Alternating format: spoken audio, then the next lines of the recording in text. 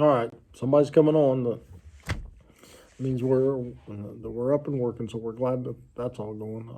I'm never sure until I see somebody come on, because a few times it went to the other site and things. But as we get ready to get going tonight, we do want to have our go through our prayer needs. And Carol Perry is still in Union Hospital from her surgery, and she's doing better. She still hasn't eaten yet, just because it's not time for her to eat yet with the way things go and all that. So she's probably got 3-4 more days in there before she'll be able to go home. So keep praying for her.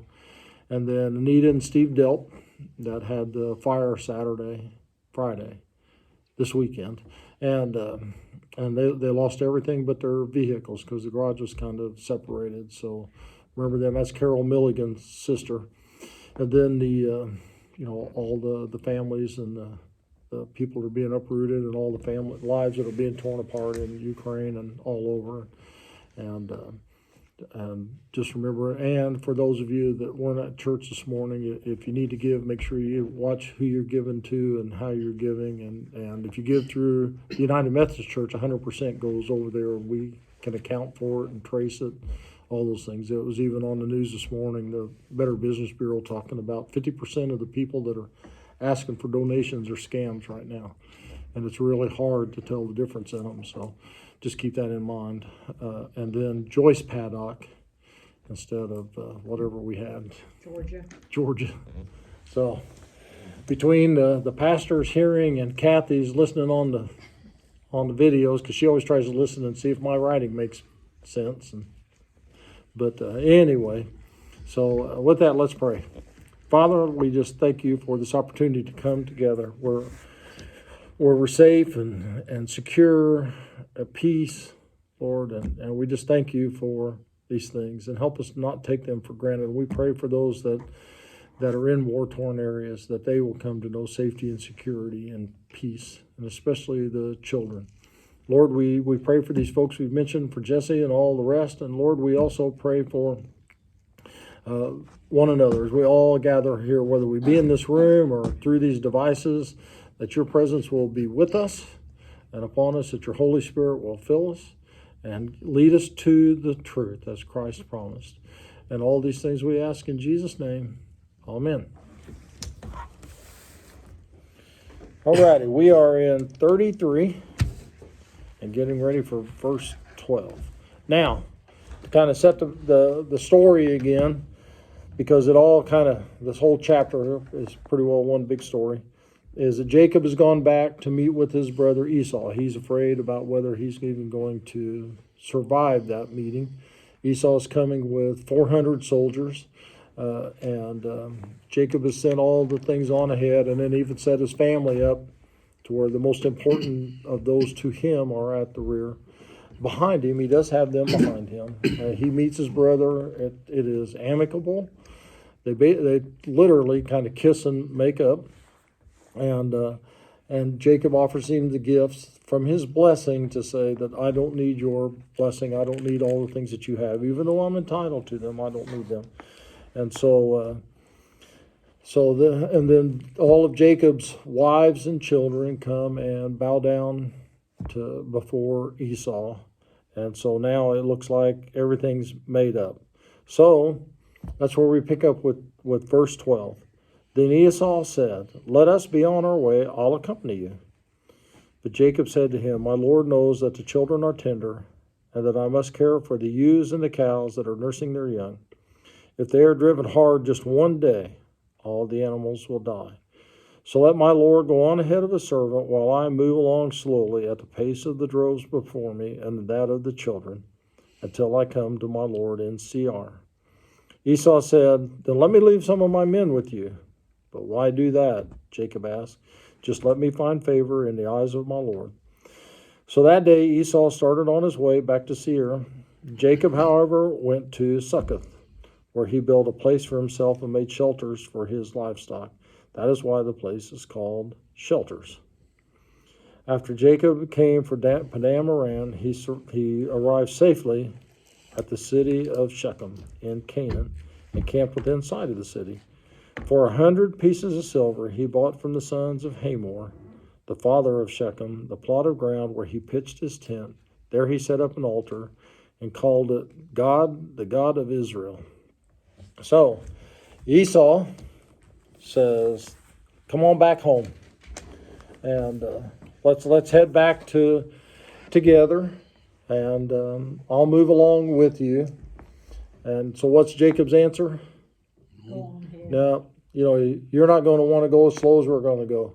Whether they were on foot or however they were traveling, because, this is a semi-arid area, and as they're moving along, they do have young sheep, young cows, and children, and they don't move very fast. And even pushing them one day in the heat of the area could stress the animals and cause death of the animals. Esau seems to understand that, and it doesn't sound that far out of reason with him. So what does he come back and offer to do? Walk with him. Yeah, leave some men with him. Let me leave you some guys to come along. Why would he do that?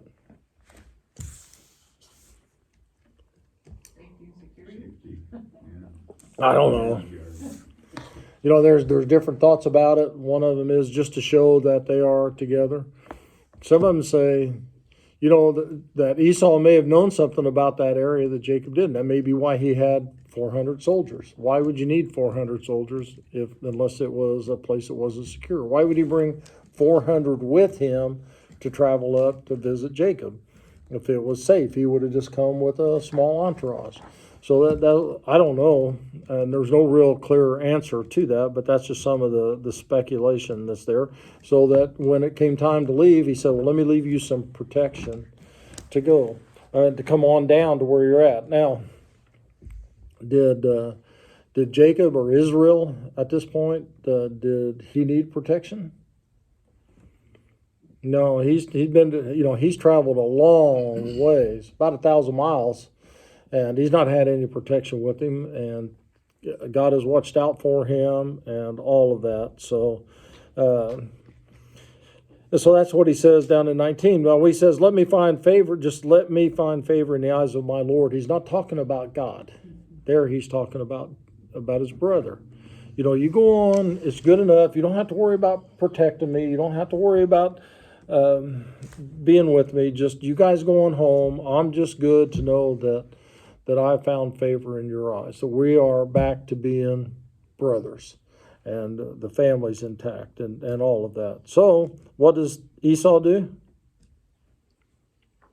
He started back. He started back. To where? Seir, which is going to be Edom, the place where that became a nation from the descendants of Esau.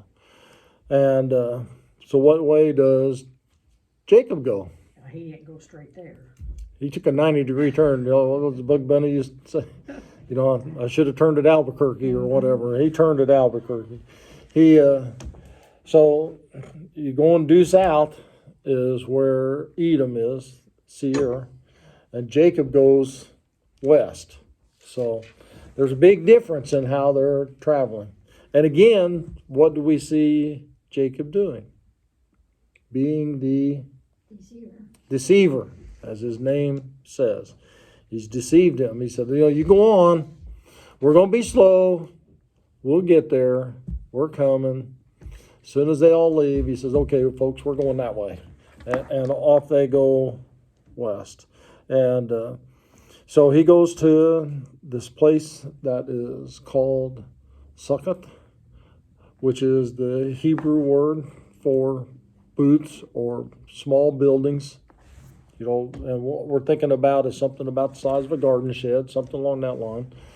Tents, it was actually, that same word is used for tents. Actually, that word is the word that, do you know the festival every year that they have that reminds them that they lived in the wilderness for 40 years that the Jews still celebrate today? And it lasts for a week. It's not Passover. It's about 6 months later. The Feast of Tabernacles, which is also today called the Feast of Succoth, the Feast of Booths. And all the Jews will go out and live outside in a tent, in a booth, in a shed, something like that. When you go over to Israel, and all the nice houses all have a exterior porch. Even the apartment buildings that are built up, they might be 3, 4, 5 stories tall. Every one of them's got an open patio, and when you look up there, you see these wooden frames. And I asked one time, I said, what's the deal with all that? Because it doesn't look like anything's going to hold a swing. Or I said, is it for shade? And they said, no. During the Feast of the Booths, that's where they drape like a tent-like thing over, and everybody lives outside to commemorate when they lived in tents and all that. So it's the same word here. It means small shelters, booths, tents, that sort of thing. And so he built a place for himself. He made shelters both for his livestock, or booths, tents, things like along that line for the livestock. Now, what does that usually indicate? Go stay there. He's going to stay there. He stays there for a little bit, but not very long. So then, after he leaves the place of booths where he's built all these things, where does he go? Shechem. Yeah, so he goes to Shechem in Canaan, and it's so it's kind of due west of where he was. He goes up there to stay. And so then what does he do when he gets there? He camped within sight of the city. Well, not just that. That's what he did to begin with. Bought a piece of ground. He buys ground. And so who's the only other person that owned ground in Canaan? Basically Abraham. Remember, he bought a place for a tomb. And the Oaks of Mamre, and so and then of course that would have belonged to Isaac, and then it should have belonged to Jacob when it's all said and done. But at this time, he's bought a piece of land. Now, it talks about it being a small piece of land, or kind of written like it's a small piece of land. A plot. When we talk about a plot, are we usually thinking very much? That's usually, we think that's about enough to, sometimes we call it a garden plot or a house plot. There's not much there. But you got to remember, if he's going to buy land, it's going to be enough for him, 4 women, 11 kids, and all of his servants and men servants, female servants, all their animals and all that. So this wouldn't have been just a little piece of land, and that's why it talks about it just being in sight of the city. And over there, it depends on where the cities are. It's kind of like going out west here. To be inside of the city, you could be many miles away. When there's no humidity, things are basically flat, or if the city's up on a hill, which they did a lot of times for defensive purposes, you can see a long, long ways off. And if you stop to think about it, 2 different times we have people in the Bible that see almost the whole Holy Land from one spot. Abraham, when God says, look north, look south, look east, look west. As far as you can see, that's what you're going to own. And then Moses, God takes him up on Mount Pisgah on the other side of the Jordan River, says, look, you can see all of it, you just can't cross the river. So it tells us you can see quite a ways, and just like it is out west. So he's bought this ground for 100 pieces of silver, and we really don't know if it was silver. That term for that they use for the money there, it's a unit of money. They don't know for sure what its weight was. They don't know what the value was. They know whatever it was. He gave him 100 of them, and it's only used in the patriarchal period. We don't see him referring to that kind of money any place else outside of Genesis and all that. By the time it gets to the next 400 years, that Exodus starts, people were using money that was significant to the town. Pharaoh's face would have been on his, Caesar's face would have, well, there wasn't a Caesar yet, but all of those had those kind of inscriptions. So there he's got his ground. He's pitched his tent, and what does he do? Builds an altar. He builds a place of worship, and we've seen that with others, with Abraham, with Isaac. When they get to where they're going, and this is where I'm going to be. The first thing they do is, but what we would say today is build a church, and a place of worship. And it serves for two things. It's not just a place for them to worship. It's also an emblem to the people around that this is how we worship. This is what we do. This is about our God. And what does he call the place? God, the God of Israel, or mighty is the God of Israel. It can be taken either way. So it's and so why would he call it the God of Israel? His God. His God. Yeah, it's his God. It's his name. This is my God, the mighty God of Jacob. It could be the same thing because it's his name there, and which sounds kind of strange, right? Now, if you take it in its the way that they would have said it, we say Israel. That is. I was trying to think of a good way to put it, but that's basically using a foreign phrase as a word, but that's not what it is. It's actually a name, and so he would have named it God, the mighty God of the one that struggles with God. Now think about that name, as people called it, God, the mighty God of the one that struggles with God, belonging to the one that struggles with God. And all of that. So there's even a message in that. And it kind of goes along a little bit with what we talked about this morning. It's okay to struggle with God if you're worshiping God and all of that. So now we get into one of the most strangest or when it comes to bad behavior, other than maybe Cain and Abel and a couple others that we talked about. This is probably one of those, the biggest place in the Torah of that kind of stuff. Now, one of the things that the Torah, the first 5 books, the laws of the books of Moses, does is it shows people in reality. It shows Jacob and Isaac and Abraham struggling with God or discussing God, questioning God. It shows, and one of the things about this whole thing, from Genesis all the way to Jesus, all the way to today. And is there any place that you can find in the Bible that it shows what we would call a functional family? No, they're all dysfunctional. And we're going to talk about some of this. We've talked about several of the dysfunctions already. And the whole thing, we've just been talking about one, Esau and Jacob. There's not much functional about it when one brother wants to kill another one. Or the one is taking the blessing of another one, or all those and deceit, and all those things are there. And it wasn't just Jacob; it was also old mom was involved too. So and now one of the interesting things about it, one of those little Bible fact things, the very last verse of chapter 33 is about worshiping God. The very first verse of chapter 35 is about worshiping God. Chapter 34 does not even mention God. So there's a message there about that. And it's what we may call bookcased or something along that line, or envelopes. Everything's within this thing. This story comes in, and it's almost like, here's the things that happens when you worship God. Here's what happens when you don't, when you're not doing those things. So now, 34. Now Dinah, the daughter of Leah, had born to Jacob. Now remember, we said a long time ago, Dinah was the only one that was mentioned, that there was a reason that she was mentioned. Anytime you see somebody's name mentioned just like that, it's telling you they're going to become very prominent in the story later.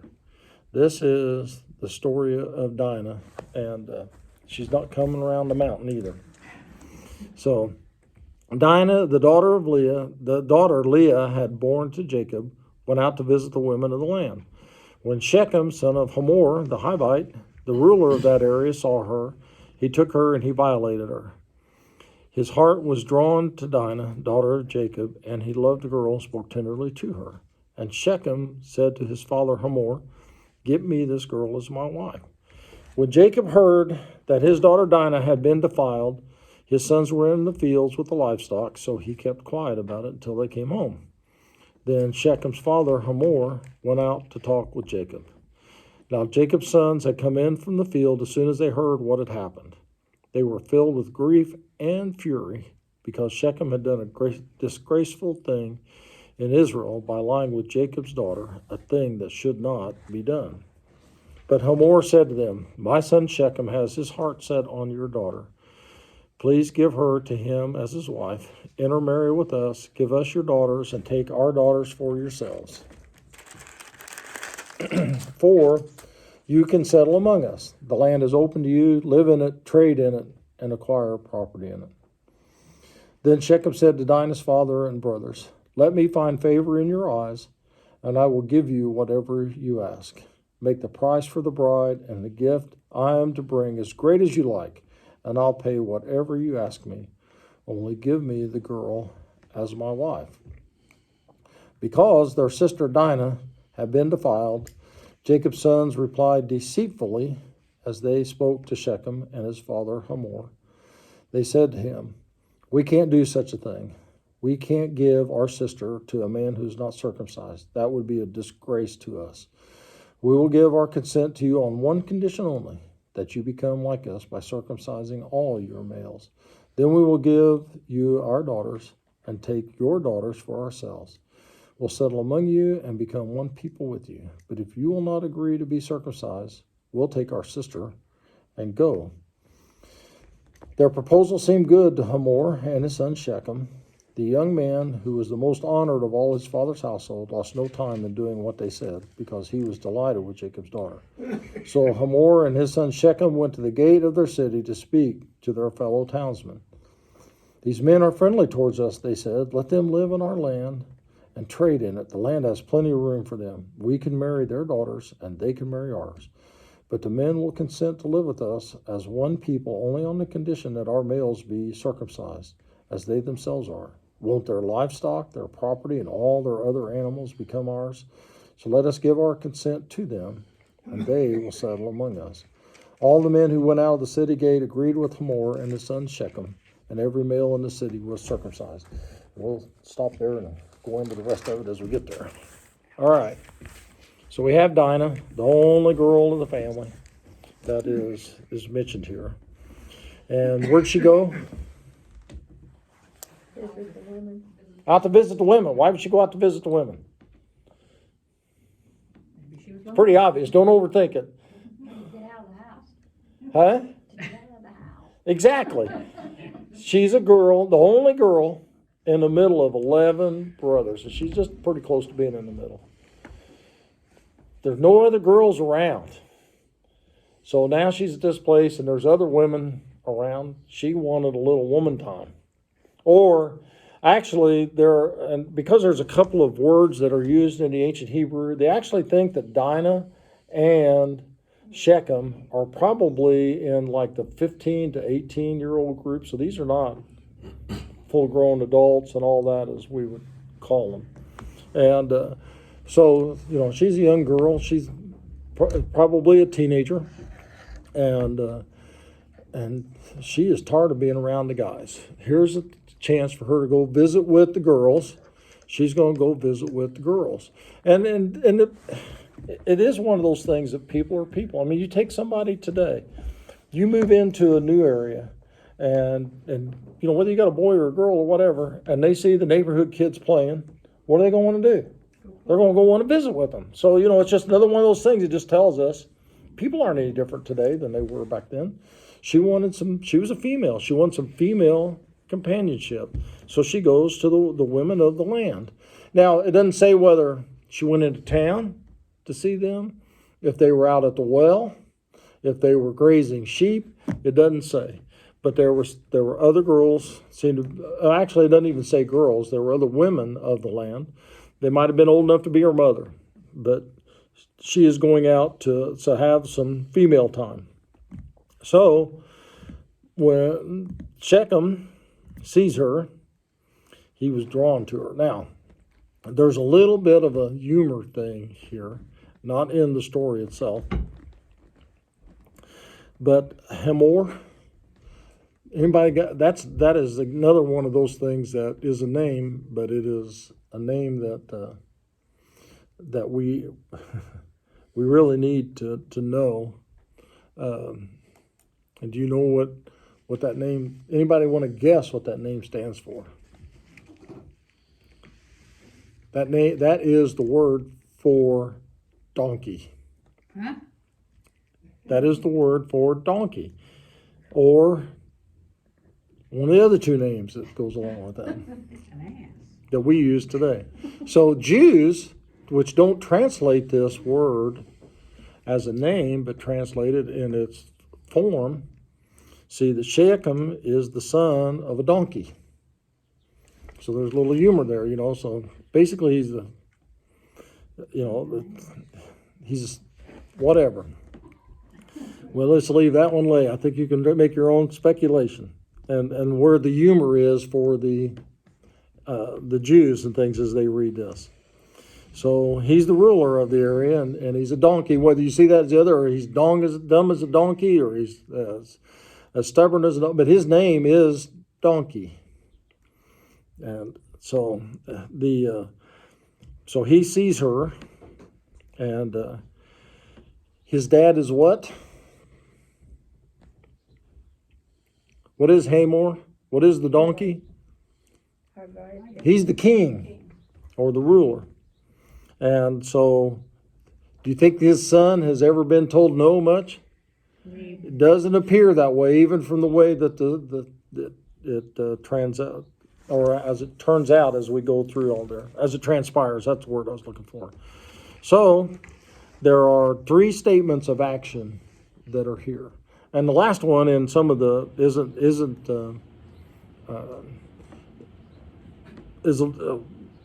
mine says violated, but it actually says hurt or damaged is what it says as much too. So it's not just like it is that he hurt her. So he saw her, he took her, and he hurt her. So there's 3 things. Now, why do you think it was that blunt about it?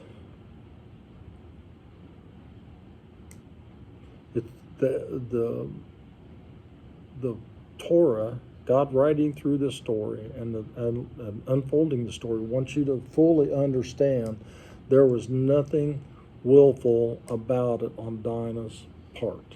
No loving act. Hmm? It wasn't a loving act. No, it wasn't a loving act. It wasn't a fleeting moment. It wasn't a fling in the night.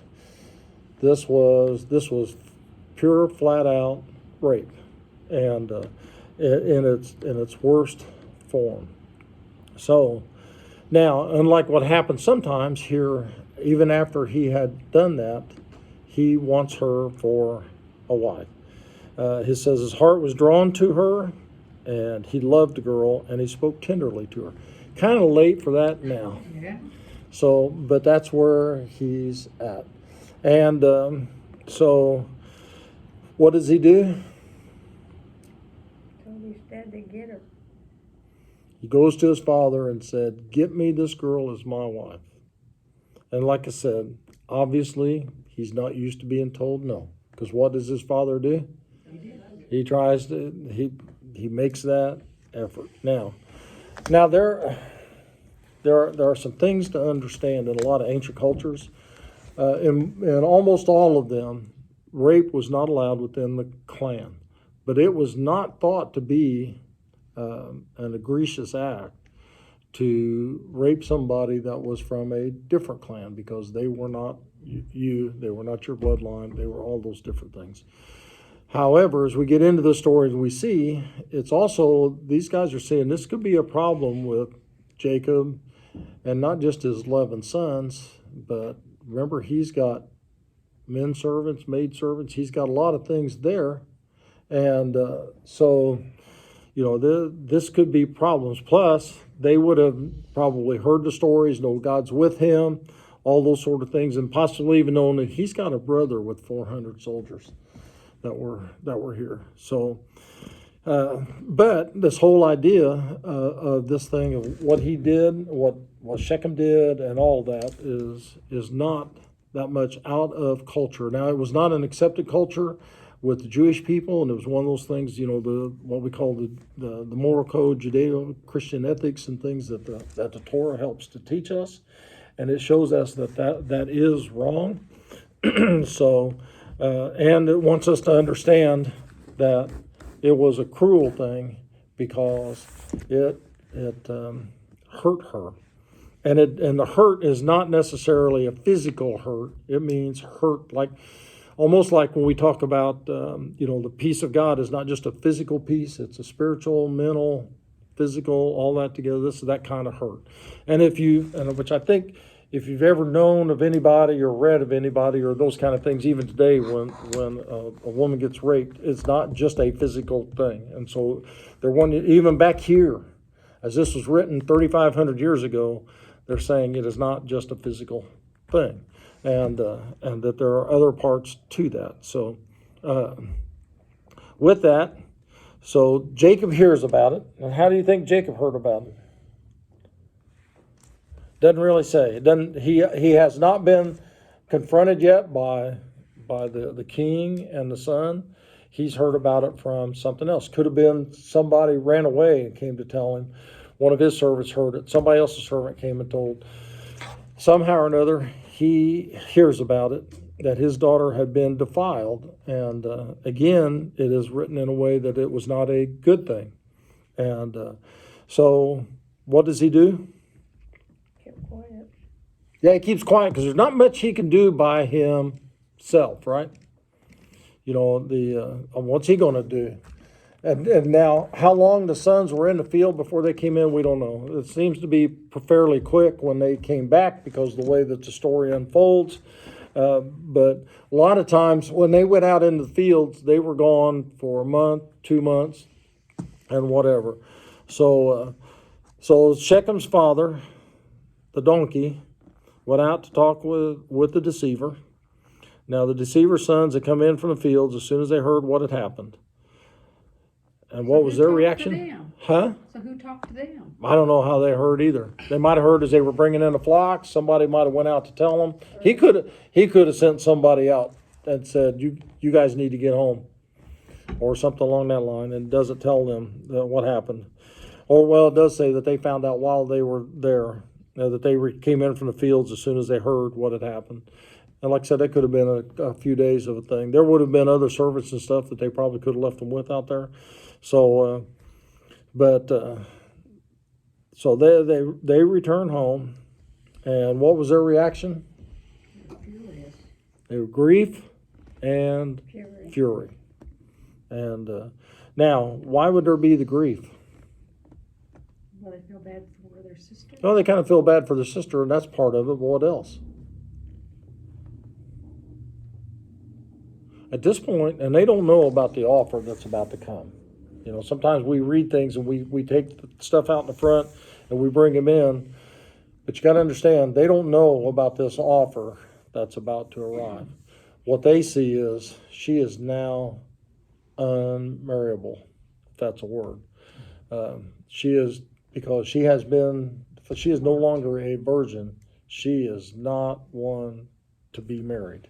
And so there's a whole thing about their culture, and not at this point. It develops later with coins and examinations every year and all that kind of stuff.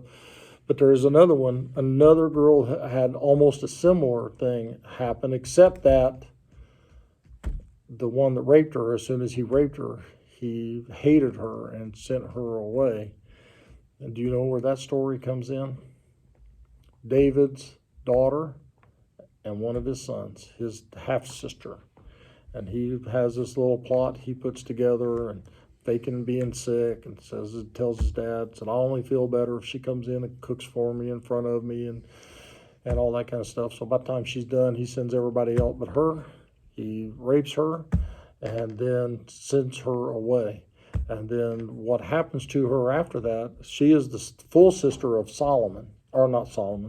of Absalom. And Absalom says, I will take care of you. And she remains unmarried the rest of it because she's not marriable. Now, if you were a widow, that's different. But not, not somebody that had been, and that's why they called it defiled. It wasn't just about taking away their quote purity, it was making them unacceptable. And so that's why they're filled with grief and as we would expect, fury. It doesn't just say they were mad, it doesn't just say they were upset. They were filled with fury because Shechem had done a disgraceful thing in Israel or to Israel. Now, again, this is in their family. They're seeing themselves as the family, in our clan. This is a disgraceful thing that they have done to our clan. And by lying with Jacob's daughter, a thing that should not be done. It's told us now 3 or 4 times in the same paragraph. It was should be not be done. It should not be done. Should not be done. And there's a lesson just in that tells us this kind of an act is wrong. Even before you get to the 10 Commandments, all the do's and the don'ts of the 600 and some odd laws under Moses, they're telling us here that is not an acceptable thing. That is something that is detestable and not to be done. Why did they refer to her as Jacob's daughter and not their sister in that verse? Well, it can be translated either way. It's just basically that's up to the translator whether it says their sister or their father's daughter. Either way. But see, well, and part of it comes back to just like with Rebecca and Leah and Rachel, they belong to their father. That is their, and it even calls them. It doesn't say that when her brothers came out, right? When Jacob's sons returned from the field, because they all, as long as they're in his household, they belong to him. So she is more Jacob's daughter than she is their sister. So, and for that matter, she's only a full blood sister to, I think, either 2 or 4, at least 2, if not 4 of them. So, 6 of them. So anyway, it is because, and that's who they've got. That's who Hamor, the donkey, has to deal with. And so we have this thing between the donkey and the deceiver. So they're saying this should not be done. So Hamor says to them, "My son has his heart set on her. So please give her to him as your wife." And now, also, and this kind of tells you that because now, who is doing the dealing? The 2 dads. The girl's dad, the man's dad. Those are the ones that are making the deal here. It was the same thing with Rebecca, same thing with Leah. Well, with Leah, it wasn't the 2 dads, and Leah and Rachel, because there was only one dad, the girl's dad, and that's who Jacob had to deal with. So that's what it is here. So please give him to her as his wife. And then what's the offer? Intermarry with us. Yeah, why would that be a big deal? More of a selection, I don't know. I don't know. That's what she said. Didn't they know that Jacob had a lot of money? And Yeah, well, they yeah. honed in on it? And that's where they swing the city guys in it. But this is just, they're saying, let this not be a one-time act.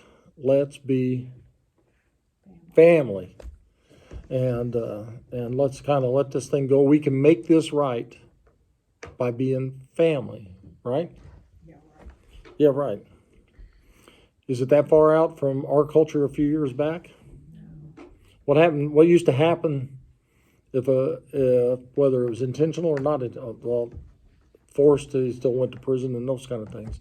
But a man and a girl get together, even when there was no baby involved yet, and what used to happen? You'll get married. You're going to get married. And who'd that come from? Dads. The dads. So are we that far removed? Maybe a generation or 2? Happened when I was a kid. Probably most of us in here. So, those things, we think about all that stuff being way back then. It's not that way back. And so he's saying, let's be family. Intermarry with us. Give us your daughters. Take our daughters for yourselves. and you can settle among us. The land is open to you. So not only are you going to be family, because you are family, I'm the king. It's all our land. It becomes your land. It's open to you. You don't have to worry about us. We don't have to worry about you. Just look, you got all this free grazing land, and it's all there. Wide open spaces. So live in it, trade in it, and acquire property in it. Be family, settle down, have a business, and own property. You know, it's what everybody wants, right? Yeah. Family, property, good job, raise a family. That's the offer. And they put it a little bit differently, but that's the offer. So Shechem then steps in, just like a lot of young guys, can't keep his mouth shut, and thinks he's kind of smarter than the rest. And so he says to Dinah's father and brothers, because now he's relating on his level, remember? He's on the same level as them, so he's speaking to the dad, but he can also speak to the dads, talk to each other. And so this is kind of down on their level. Let me find favor in your eyes, and I'll give you whatever you want. And you know, if you'll forget about this, you let this go away, I will pay whatever you want me to pay. And it's not just I'll pay whatever you take her and leave. It is I'll take her. She'll be my wife. So you don't have to worry about that part. That's what he's wanting here, and I'll give you whatever you ask. Make the price for the bride and the gift I'm to bring as great as you like. And I'll bet his dad's going, what did he just say? And because that's what he said, you know, you name it. And so he speaks in front of his dad. His dad's making the negotiations. And we don't know whether his dad was getting close to having that done or not by saying, be family, have property, let's raise our grandkids together. And so he steps in and said, name your price. Just tell me what you want. I don't care what it is. We'll pay it. Dinah didn't have a say in this? No, actually, Dinah's in house arrest right now. We'll get to that in a little bit. But the answer is no. And I will pay whatever you ask. Only give me the girl for my wife. So, now, how did the brothers react? Deceitfully. Which is what? They lied. Lied. They had a plan and they lied. Which is what? You're both right, but... Huh? So what was her dad's name? Donkey. The deceiver? Oh, Yeah. yeah, they learned well. Like father, like sons. Where do you think they learned it? You know, yeah, Brother Esau, we're coming down to your place. You just go on ahead. All right, boys, load it up. We're going that way. You know, and all the other things. Everybody pack up your stuff before your grandpa finds out. We're going to leave so he doesn't know. And just a lot of different things along that line. So they're acting as they've been taught. They're acting as they have seen. And I don't know that even Jacob at this point knows that they're being deceitful. The writer's telling us they're being deceitful. We don't see where the deceitfulness comes in till later. So what do they tell him? They can't do it because of not circumcised. Yeah, they're saying, it doesn't matter whatever else you're offering. Now, we're going to get to that. But the first thing you have to do is, it is a defilement. It is a disgraceful thing for somebody to not be circumcised. So the first thing you have to do, if you're going to marry our daughters, how many daughters do they have, by the way? One. It doesn't say anything about any of the boys having daughters yet, and this is their sister. So there's only one girl so far. But we can't let you marry our sister. we can't let our daughters be married to you guys when we do have daughters, unless you are circumcised. That is a defilement to us. That's the only condition. And so they're saying we can't even make a deal with you, because he says, you just tell me how many zeros you want on the end of the number on the check. That's all I need to know. And they're saying we can't even get to that point because this is considered defilement and disgrace, and so we'll only give our consent to you on the condition that every man get circumcised. Then we'll intermarry. Not a problem.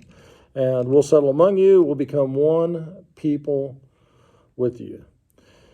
But if you don't agree to it, then we'll take our sister or daughter, the word can be either way, and go. So what they're saying is, that you want to make the offer, we'll accept your offer. We'll become one family, one people, because that's what happens.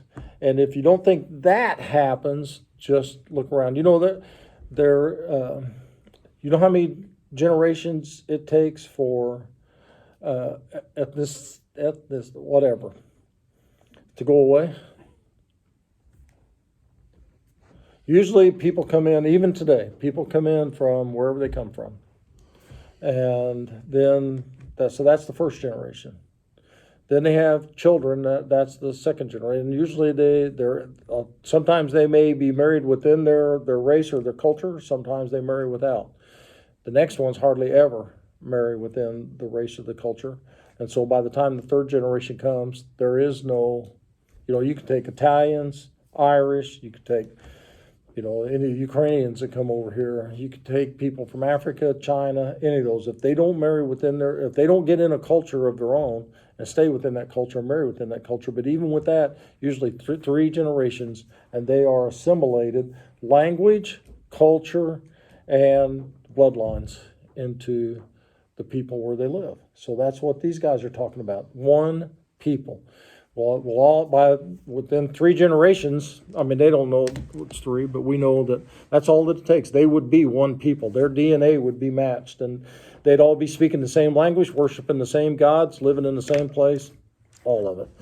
So they will do that, but if you're not willing to do that, then we're going to go. We're going to pack up and leave. So, does that sound like a good idea or a bad idea? They thought it was a good idea. Yep. Both Shechem and his father think that's a bad idea. And so this also tells you, did he have other brothers?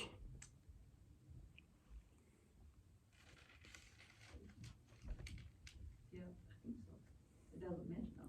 Well, it says the young man, Shechem, who was the most honored of all his father's household. So it sounds like he had other brothers. He's the favorite son. And so he lost no time in doing what they said. Now, that doesn't mean that he got circumcised right away. What he's doing is you got to convince everybody. So he wastes no time trying to get everybody convinced, trying to spread the word around, trying to get it done, because he's wanting to get married. And he doesn't want them, because what was the threat? We'll pack her up and leave. Not just that we're going to leave, we're going to pack her up and go. So that's what he's afraid of. I got to get this done, or I'm never going to see this girl again. So he lost no time in doing what they said, because he was delighted with Jacob's daughter. He wanted to make sure that happened. So where do they go? City gate, Why would they go to the city gate? because most of the people. Well, that's where all business, you can go, Boaz, where did Boaz go to make the deal for Ruth? The city gate. All business was done at the city gate. That was town hall, and that's where everybody was at. That's where your witnesses were. That's all those things. So all the influential people, all the heads of the clans, all those things would have been at the city gate. Now, it also tells us that he wasn't so much of a ruler that he could say this is going to happen, right? Because if he'd truly been a autonomous king where he could have said, everybody, line her up, boys. This is what's going to happen. And that's not what he's got to go convince them of that. And so to speak to their fellow townsmen. So what do they tell them? They're at peace with us. Yeah, they're friendly to us, that's first. So they're not enemies. Well with us, trade with us. Let them live here, trade in it. Why would they be interested in trading in it? Why are they saying let them trade here? Different animals and stuff, so you got, you know. Now think back, because a lot of times when we read the story, we're thinking Jacob, 4 wives, 11 sons, 1 daughter. But if you remember, when he got ready to cross the river, and he was going to give a gift to his brother, how many animals did he send to his brother? Over 500. How many do you think he's got left over? Quite a few. And he's got men servants. He's got maid servants. He's got all kinds of, and he's got every kind, part of what that story was, he's got camels. He's got donkeys, not just sheep and goats, and he's also got cows. This guy has it all, and he's got money. He's been blessed. So if he's going to trade in this town, what's that mean? He's got money. He's got money. Let him spend it here. What he's going to leave, he's going to go spend his stuff someplace else. And, well, that's the next part. We'll get to that pretty soon. So the land has plenty of room for them. So, let them live here, let them trade. And if he just had small flocks, would having room for them be an issue? No, he's got. Oh, Randy. I have a question, because I'm trying to fathom this. Okay, they have all these animals, so they must have a lot of money. Exactly. Okay, Randy said if he's got a lot of animals, he must have had a lot of money. right. So if they had all that land, were they not farming or growing anything or to make more money? No, they wouldn't farm it. Did you say, did they farm it? Yeah. No, it was grazing area. There's a big difference. Nothing crop-wise grows in that part to speak of. Maybe a little bit of wheat, maybe a little bit of barley, but not farming like we think of today.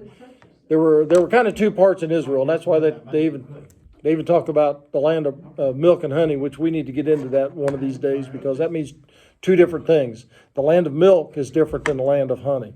And this is grazing land. There were different parts of Israel for different things, and this wouldn't grow crop like crops. So, but that was a good question. So anyway, there's plenty of room for all of their flocks. And then what's the next thing? What if their animals become ours? Yeah, we can marry their daughters, and then they can marry ours. Why would they say we can? They can marry ours. They know they don't have very many daughters. What goes along with if I have daughters that you're going to marry? Dowries. That's what we just talked about. Tell me make the price for the bride and the gift I'm about to grant as big as you like. And this was not a cheap thing. What did Jacob give for his 2 wives? 7 years apiece. So of hard labor. So it was, and of course the richer the father of the male was, the more the price went up on the daughter, just like anything else that you sell. And so they're thinking, man, he's got 1 daughter. We got a whole town of daughters. This whole thing has to start with them buying wives from us before it ever gets down to us buying wives from them. We got 1. And he's going to pay for that, more. So, he's playing this. Hamor is playing this thing way up for them, and so what's he saying here in just basic terms? Boys, there's a lot of money to be made here. Do you want in on the action? This is what it takes. And because if there wasn't a whole lot, do you think they'd have done it just to say, if they'd have went down and say, listen, Shechem wants to marry this girl, and she's in that crowd that's camped outside. And so for him to be able to marry her, we want all you guys to get circumcised. Now, you got to remember, too, no anesthetics, no pain medicine. They didn't even have Tylenol. So it's going to be a few miserable days. And so but they said, now, but this is the only condition, the only way this can happen is that our males be circumcised as they themselves are. And that's part of, they're not asking us to do anything they haven't done, right? Except that they did it when they were 8 days old, and there's no memory of the pain and all of that. But see, here's where he gets it to. Verse 23. Won't their livestock, their property, and all of their animals become ours? Look out there. And where are they sitting? Out in front. And what's out in front? All the flocks. All of Jacob's stuff. Remember, he's in sight of the city, right? That means they can see him too. They can see all these animals. And Hamor and Shechem is saying, look at that. Their livestock, their property, and all their animals. And what's the property, by the way? It's not real estate. They don't have any real estate. They got that one little piece. People and possessions. Money, any kind of gold, silver, whatever that they may have. Men servants, maid servants, all of that. That's their property. So, they're kind of rubbing their hands together saying, oh man, won't their livestock, their property, and all their animals become ours? Ooh, yeah, that's looking pretty good. And so, let us give our consent to them, and they will settle among us. Sounds like a plan. So all the men who went out of the city gate agreed with Hamor and his son Shechem, and every male in the city was circumcised. So every male, young, old, in the middle, everybody. Well, we got 3 minutes. 3 days later, while all of them were still in pain, two of Jacob's sons, Simeon and Levi, Dinah's brothers, took their swords and attacked every unsuspecting male in the city. They put Hamor and his son Shechem to the sword and took Dinah from Shechem's house and left. Okay, we'll stop there because it kind of changes and there's more to that. So remember what I tell you, where's Dinah been? Well, it says that she was actually at Shechem's house. Yeah, she's been, what I tell you, she was in house arrest. He still got her. He didn't just rape her, he's got her at home. And now it doesn't say that those things continued. I don't think they did, because that would have made things even worse. So, but he's got her at home. She's captured. And so even when they said, we're going to take our daughter and leave, it means we're coming through the gates with the swords drawn, if that's what we got to do to take her and leave. So he still got her inside. So 3 days later, every time I read that, I always remember what the old folks, guys and the old women, old men, old women, used to always say about surgeries and anything. What day is the worst? Third day. Third day. That's and it's pretty well the same. When I had my 2 surgeries on my foot, third day was by far the worst. And others that I've talked to, you break your arm, and usually it's the third day. That's not anything new either. They knew that a lot worse, because remember, they didn't have Tylenol, they didn't have Advil, they didn't have anything. Third day, pain is the worst. So, do you think they'd be able to stand up and fight? No. Nope. That's why they waited 3 days. All of them, it says, while all of them were still in pain. You think, no kidding. That's the point. And so it only took 2 of her brothers to go in and do this. 2 men, 2 swords. They killed everybody in town. Where did they start? With Shechem and Hamor. to the sword, and so they attacked the unsuspecting city. You know, nobody would have thought anything about them coming in. Nobody would have thought anything about it, and you know, unless somebody starts hollering and carrying on, they're not even going to know. People aren't going to know what's happening as they're moving from one house to the next. Nobody would have been able to, because it's every male. Remember, babies, all the way up to the oldest in town. Everybody's been done. Nobody is able to defend themselves, and so they kill every male, including Hamor. It seems like they started, or the way I read it, they started with Hamor and his son Shechem, and then they took Dinah from their house, and they left. So we'll stop there and pick up, because it gets worse. So hope you learned something. Glad you were with us, and we'll catch you next week.